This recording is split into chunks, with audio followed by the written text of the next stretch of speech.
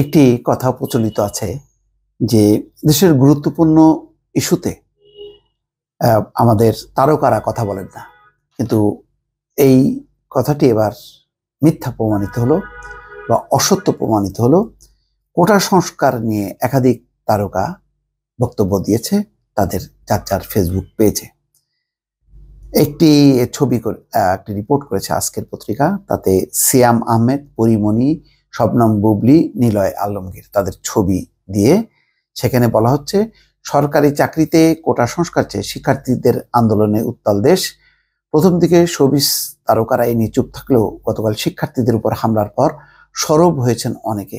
শিক্ষার্থীদের উপর হামলার নিন্দা জানিয়ে কোটা সংস্কারের পক্ষে নিজেদের অবস্থান জানিয়ে সোশ্যাল মিডিয়ায় পোস্ট দিয়েছেন শোবিজ অঙ্গনের একাধিক তারকা। চিত্রনায়িকা পরিমণি আহত এক শিক্ষার্থীর ছবি শেয়ার করে লেখেন, নারীর প্রতি সহিংসতায় আপনার জবান বন্ধ থাকলে আপনি মুনাফিক। শবনম বুবলি লিখেছেন, শিক্ষার্থীদের রক্ত ঝরবে কেন?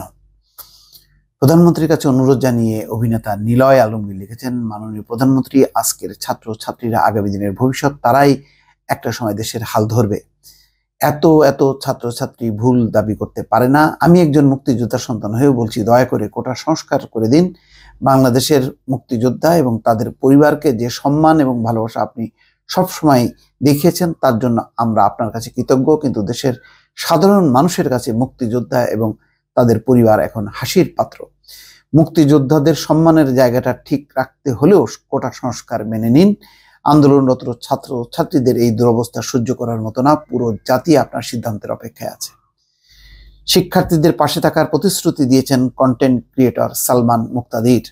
সালমান মুক্তাদির লেখেন, এমন কোনো ছাত্র আছেন যিনি হামলার শিকার হয়েছেন অথবা হলে ঢুকতে পারছেন না? আমি আপনাদের খেয়াল রাখবো। কারো যদি থাকার জায়গার প্রয়োজন হয় অথবা চিকিৎসা সেবার প্রয়োজন হয়, আমি আছি। আমি সত্যি সত্যি ভেঙে পড়েছি, বিব্রত বোধ করছি। বিশ্ববিদ্যালয় ক্যাম্পাসে শিক্ষার্থীদের উপর হামলার জবাব চেয়েছেন ঢাকা বিশ্ববিদ্যালয়ের সাবেক শিক্ষার্থী ও অভিনেতা সিয়াম আহমেদ। ফেসবুকে তিনি লেখেন, আমার ক্যাম্পাস রক্তাক্ত কেন? শিক্ষার্থীদের রক্ত ঝরবে কেন? শিক্ষার্থীদের আন্দোলনকে সমর্থন জানিয়ে নির্মাতা সুমন আনোয়ার লেখেন, দুর্দান্ত ঢাকা, উত্তেজিত দেশ, ঘুরে দাঁড়াবেই বাংলাদেশ।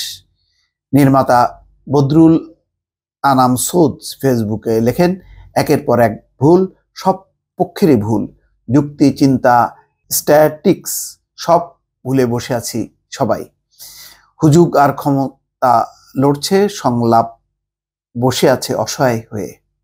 আসলে সংলাপের কথা আমরা বলছিলাম আলোচনা। নির্মাতা খিজির হায়াত খান লিখেছেন, আমাদের আগামীরা আজকে দেশব্যাপী রাজপথে।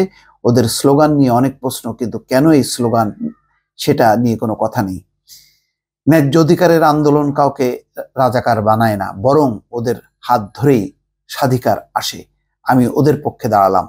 নির্মাতা রেজওয়ান শাহরিয়ার সুমিত লেখেন, এরা বুক ফুলিয়ে যতই জয় বাংলা বলে চেঁচাক, ৭১ মহান মুক্তিযুদ্ধের সাথে ২০২৪ আজকের এই ছাত্রলীগের কোনো ধরনের সম্পর্ক আছে বলে আমি মনে করি না। এরা চেতনাহীন, পথভ্রষ্ট, অর্থলোভী, পঙ্গপাল ছাড়া কিছুই না। আন্দোলনরত ছাত্রদের সঙ্গে আলোচনায় না গিয়ে এই পঙ্গপাল বাহিনী লেলিয়ে দেওয়া কোনো আদর্শের রাজনীতি আমি জানি না। তবে বঙ্গবন্ধুর রাজনীতি বা দর্শনের সাথে তার কোনো মিল নেই, তার ঢের বলতে পারি। এই পঙ্গপাল পুষতে পুষতে কবে গোটা জাতি চেতনাহীন, পথভ্রষ্ট ও অর্থলোভী হয়ে যায়। চিরকুট ব্র্যান্ডের দলনেতা শারমিন সুলতানা সুমি লেখেন, আমাদের বিশ্ববিদ্যালয়ে আমাদের প্রজন্ম, ভবিষ্যৎ প্রজন্ম সকলের নিরাপত্তা ও সুদিন সদ্বিবেচনার সঙ্গে নিশ্চিত করার অনুরোধ রইল। শিক্ষার্থীদের সমর্থন দিয়ে চিরকুটের ফেসবুক পেজ থেকেও পোস্ট করা হয়েছে। ফেসবুক পোস্টে কোটা সংস্কারের এই আন্দোলনে ছাত্রদের পাশে থাকার আহ্বান জানিয়েছেন নির্মাতা আশফাক নিপুন।